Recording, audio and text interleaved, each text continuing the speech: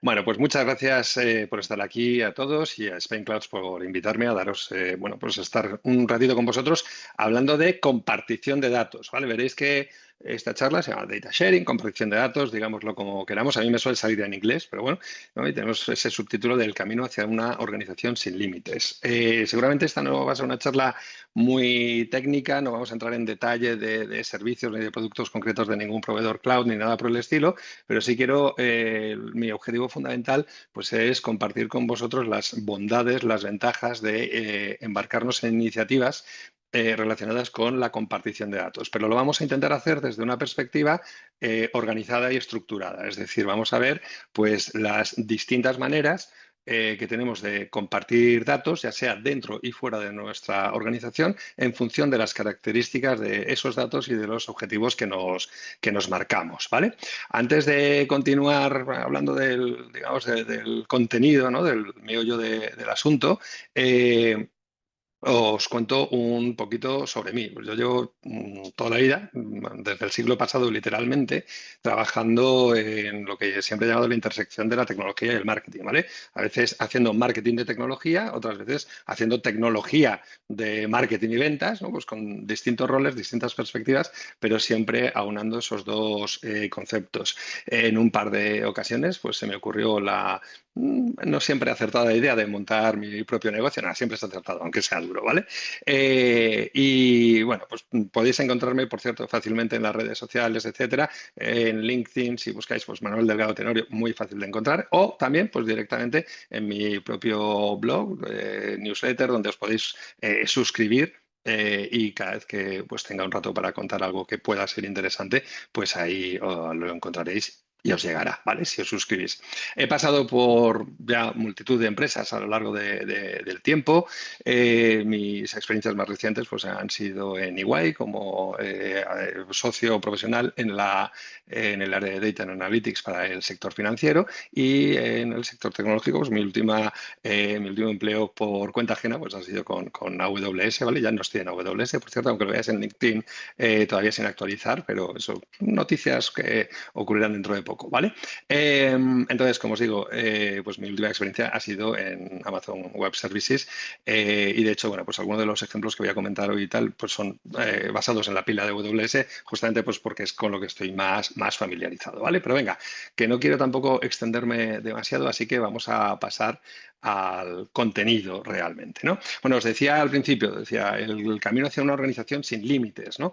Este concepto de organización sin límites, o lo que en inglés se llama el boundless organization, quienes no estéis familiarizados con ello, pues aparte de esta definición más o menos formal, ¿no? que os doy aquí, ¿no? Pues ese concepto de, oye, pues una organización que no es no está limitada por digamos, las fronteras tradicionales que hay habitualmente, ¿no? alrededor de una organización convencional, ¿no?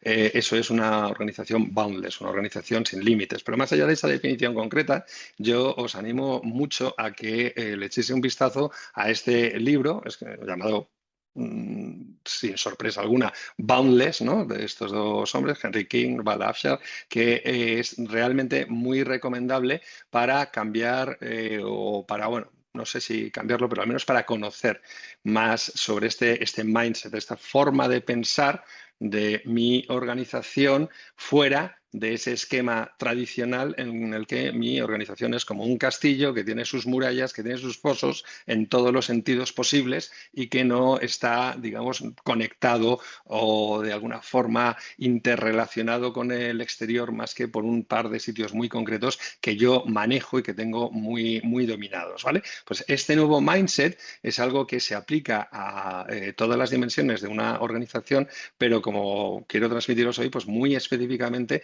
desde la perspectiva de los datos podemos trabajar para conseguir las ventajas de convertirnos en una organización boundless, ¿no? No voy ni a pisaros todo el contenido del libro, ni tampoco a intentar cubrirlo porque no tendría sentido, ¿vale?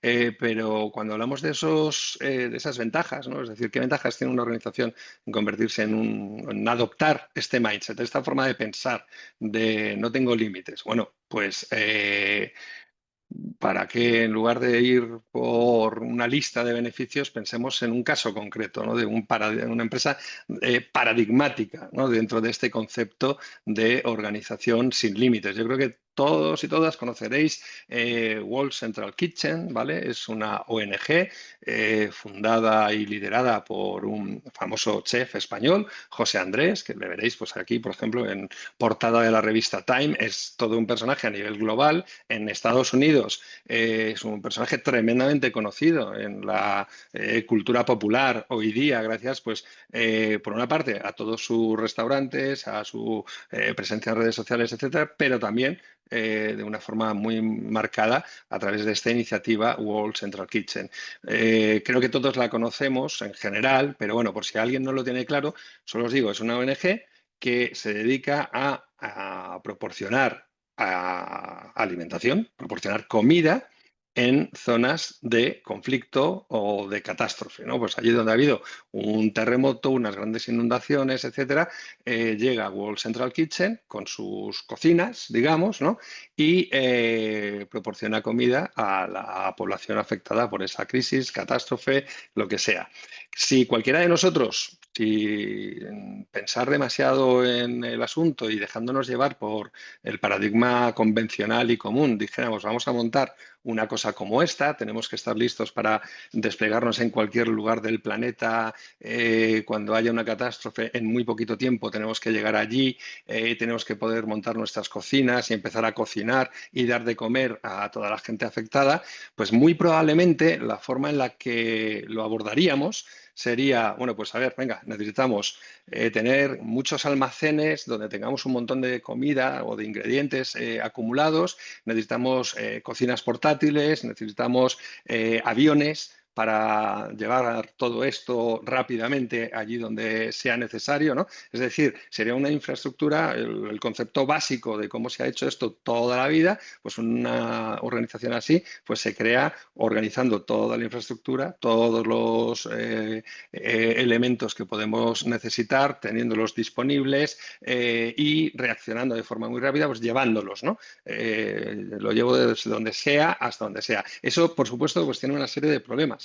Es bastante obvio, ¿no? Pues tengo que tener un montón de cosas ahí preparadas y normalmente ociosas, sin hacer absolutamente nada, esperando a que un día las necesitemos, a que un día ocurra una crisis, una catástrofe, etcétera, y entonces movilizarlo. Eso tiene un coste enorme. Las cosas se deprecian, los ingredientes se nos van a caducar, literalmente. Si queremos comprarlos en el momento, vamos a tener ahí un problema grande y es que no vamos a poder reaccionar rápido, ¿no? Entonces, el concepto de World Central Kitchen, alrededor del cual gira su éxito en el sentido de esa capacidad que han demostrado para llegar muy rápido a cualquier sitio y empezar a trabajar, pero todo eso con grandes ahorros y sin incurrir en enormes ineficiencias, pues es que han adoptado este mindset de somos una empresa boundless, no una empresa, una ONG, una organización sin límites, abierta, boundless. ¿Qué significa esto en este caso? Pues que ellos no tienen toda esa infraestructura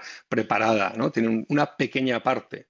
Y lo que hacen es que son muy buenos en llegar a un sitio que está además en unas condiciones no óptimas, ¿no? Porque acaba de ocurrir pues, una cierta catástrofe natural o hay una crisis humanitaria de algún tipo, etcétera, ¿no? Pero aún a pesar de esa dificultad, en lo que son muy buenos es en establecer lazos muy rápidos con personal local, empresas locales, proveedores locales, que sean quienes realmente proporcionan esos activos, ¿no? Las cocinas, los ingredientes, etcétera. Ellos son muy buenos en poner la semilla, tienen una parte de esa infraestructura, pero solamente una pequeña parte, son capaces de desplegarse muy rápido y de rápidamente activar el tejido local, ¿no? En lugar de desembarcar allí con todos sus elementos que, como digo, pues eso les haría incurrir en un montón de ineficiencias. Pero esto además no solamente te evita esas ineficiencias y te permite llegar rápido a los sitios, sino que tiene un beneficio añadido. Y es que en un momento de crisis, en un momento de problema, tú estás activando a la población local. Y al activar a la población local, lo que estás haciendo es dejar allí dinero, porque esto no es gratis, ¿vale? O sea, una cosa que moviliza World Central Kitchen, por supuesto, son fondos, ¿no? Para financiar todas esas operaciones. Entonces, estás dejando dinero, estás dándole un propósito a la gente, estás permitiendo que ciertos negocios continúen su actividad, bla, bla, bla, ¿no? Es decir, ser una organización boundless no solamente les da beneficios a ellos internamente en forma de eficiencia, de capacidad de despliegue rápido, sino además está colaborando a paliar la crisis a la que están respondiendo de una forma que va más allá del número de comidas que son capaces de dar, ¿vale? Esto es un ejemplo de cómo ese mindset nos ayuda a ir más allá de lo que podríamos hacer con un mindset convencional. ¿Cómo nos traemos esto al mundo de los datos? ¿Cómo decimos, oye, pues venga, y cómo nosotros desde una perspectiva técnica, responsables de datos en nuestras organizaciones, etcétera, podemos fomentar este cambio de forma de pensar, ¿no? Casi, digamos, cambio de paradigma? Pues lo primero es analizando y entendiendo las distintas formas en las que podemos compartir datos, ¿no? Vamos a empezar. ¿Cómo compartimos datos habitualmente en las organizaciones? Esto me gusta dividirlo en dos ejes, ¿vale? Hay un primer eje que está formado por el concepto de, oye, compartición externa o interna, ¿no?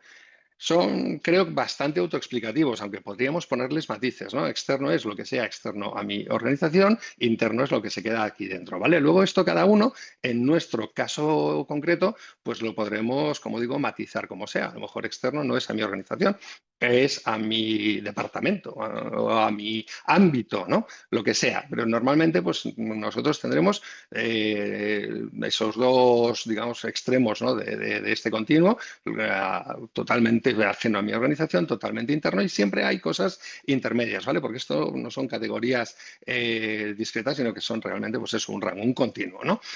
Y tenemos otra variable, ¿no? Que es la variable de, oye, cuánta confianza, por decirlo de alguna forma, tengo yo en lo que va a ocurrir con esos datos, ¿no?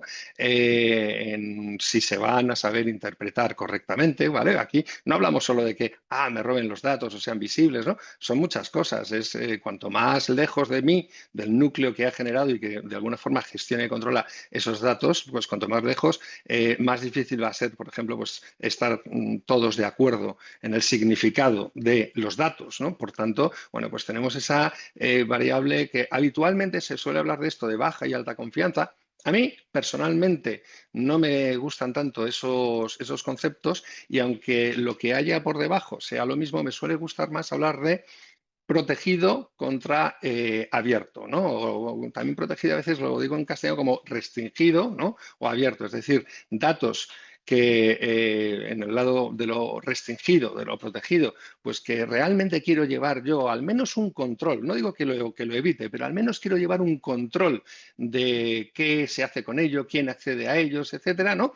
Y en el otro extremo, pues estaría lo más abierto posible, que sería, bueno, pues es irrelevante para mi organización llevar el control de quién accede a esto, qué se hace con ello, cómo se está aprovechando por parte de terceros, etcétera, ¿vale? Entonces, una vez más, no veamos esto solo desde la perspectiva de seguridad, veámoslo desde esa perspectiva de, oye, necesito estar atento a lo que se hace con los datos o no. En algunos casos eso se plasmará en cosas de seguridad, incluso regulatorias, etcétera. En otros no necesariamente. Entonces tenemos estos dos ejes, pero estos dos ejes, así simplemente, o puestos uno al lado del otro en paralelo, pues yo creo que no son tan eficaces para que podamos crearnos este mapa mental que necesitamos para ir adoptando este mindset. No son tan útiles como si les damos la vuelta, digamos, o los cruzamos de esta manera. Porque esto lo que nos va a permitir ahora, pues es que tenemos, oye, 4 cuadrantes distintos donde tenemos, pues, según el cruce de estos dos ejes, ¿no? Lo interno y lo externo, lo protegido o restringido contra lo abierto, ¿no?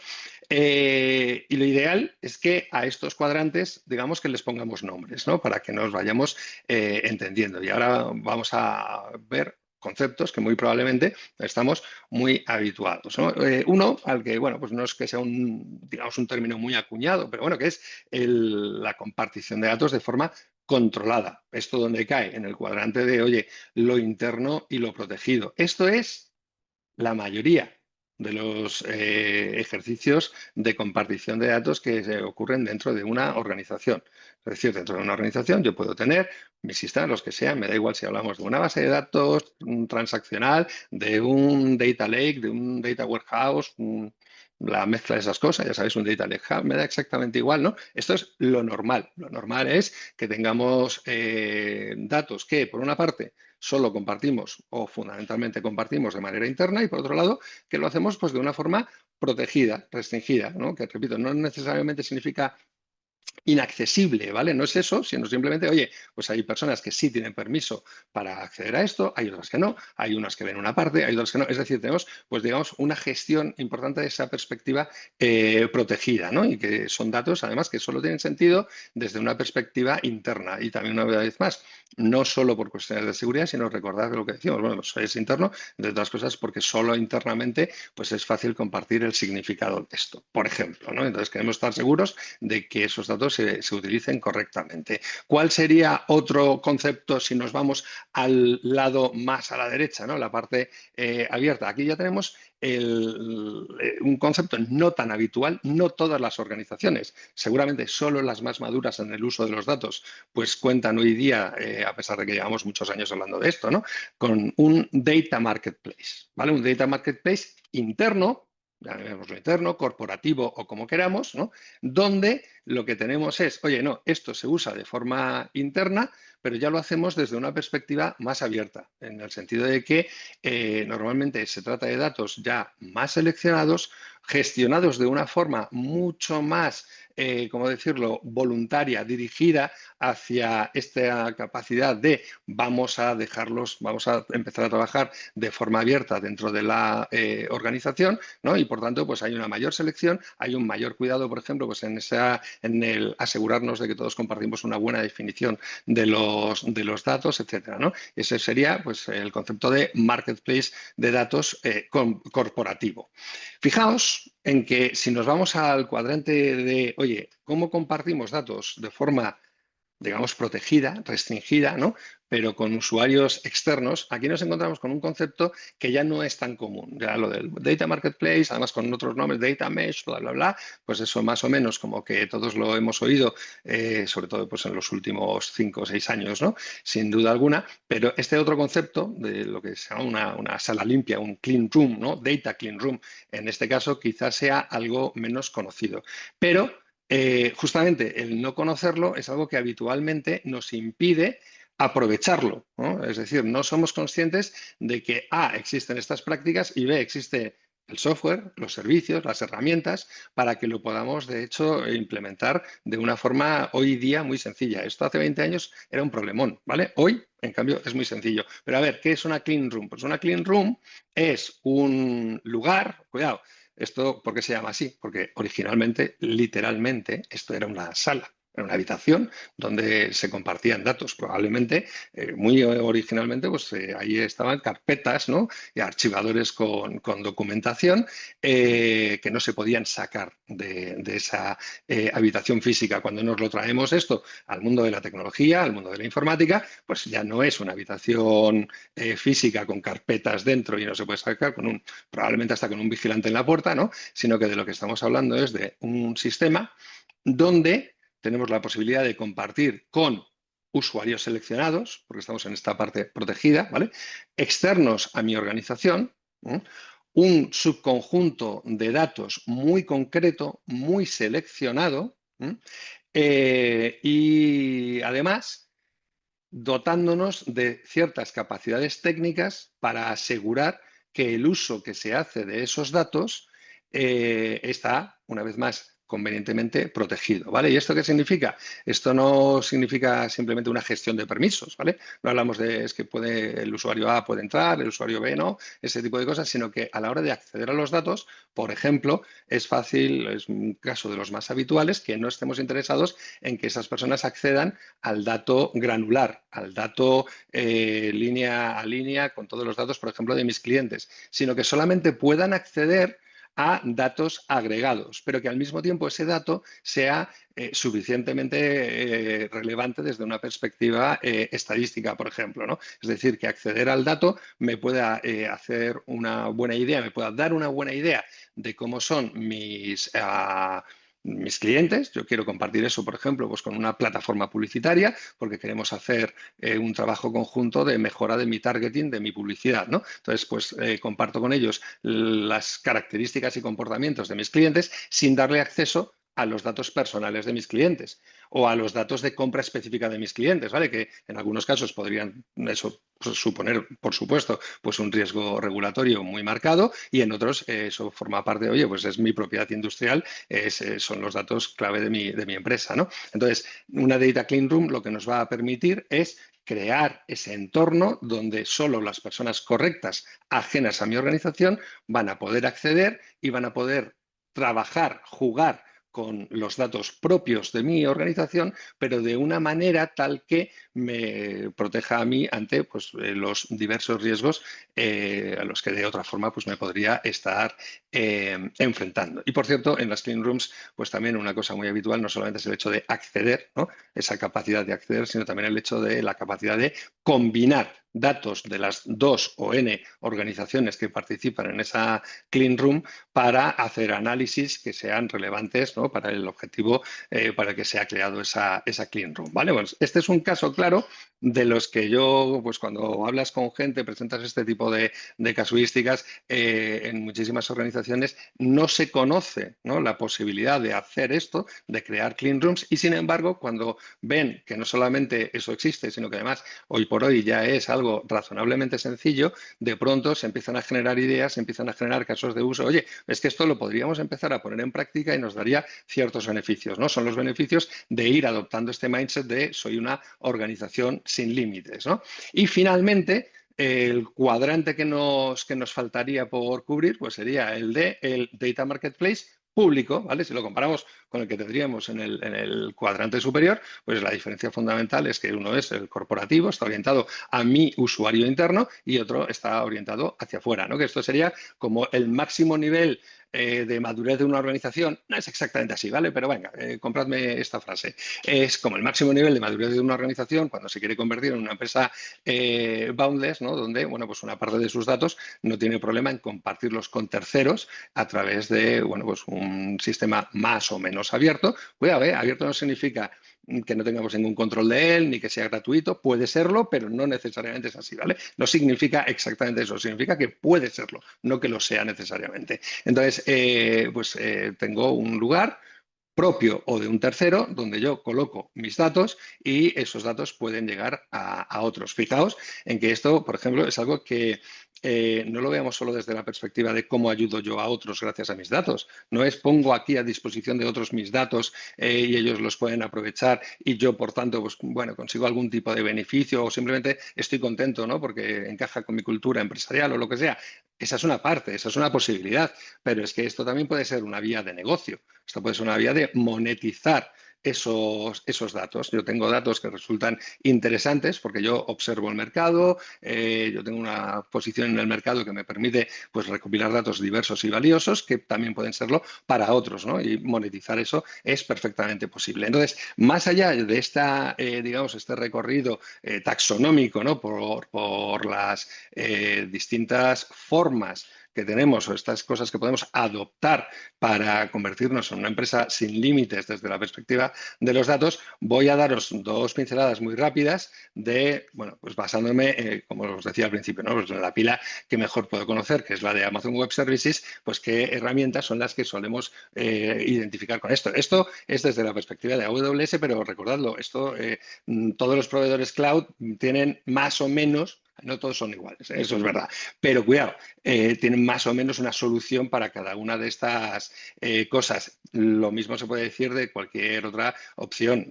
Hay soluciones de código abierto / libre en cada caso, ¿no?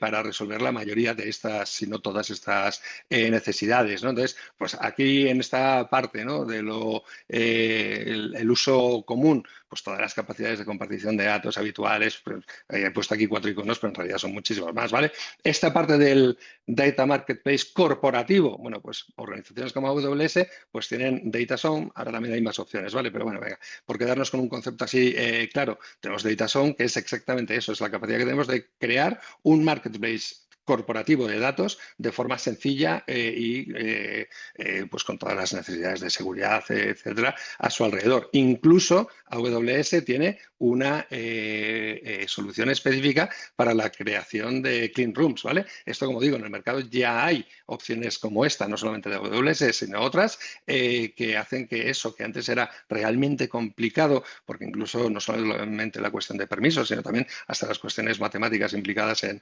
esa agregación de datos y tal, pues tenían su cierta dificultad, pues hoy día pues ya tenemos soluciones que nos permiten llevarlo a cabo. Y por supuesto también en la parte del Public Data Marketplace, pues en el caso de AWS, pues existe esto que se llama, no es un nombre muy original, que es el AWS Data Marketplace, donde cualquier organización que esté interesada en compartir datos puede hacerlo, ¿no? Y repito, compartir, ya sea de una forma completamente libre, gratuita, altruista incluso, ¿no? O también como una vía de monetización de esos datos. Y por cierto, si os interesa acceder a datos de terceros, ¿no? Que puedan ser interesantes para complementar, para enriquecer vuestros datasets, etcétera, echadle un vistazo porque hay multitud de conjuntos de datos allí publicados, ¿no? En el AWS Data Marketplace, que algunos son de pago, muchos son gratuitos, ¿no? Que os van a venir muy bien para enriquecer vuestros datos y tener mejores opciones de análisis. Venga, he intentado ir rápido, creo que he cumplido con los 30 minutitos, pero bueno, si de todas formas, si existe alguna pregunta o cualquier cosa así, pues estaré encantado de contestarla.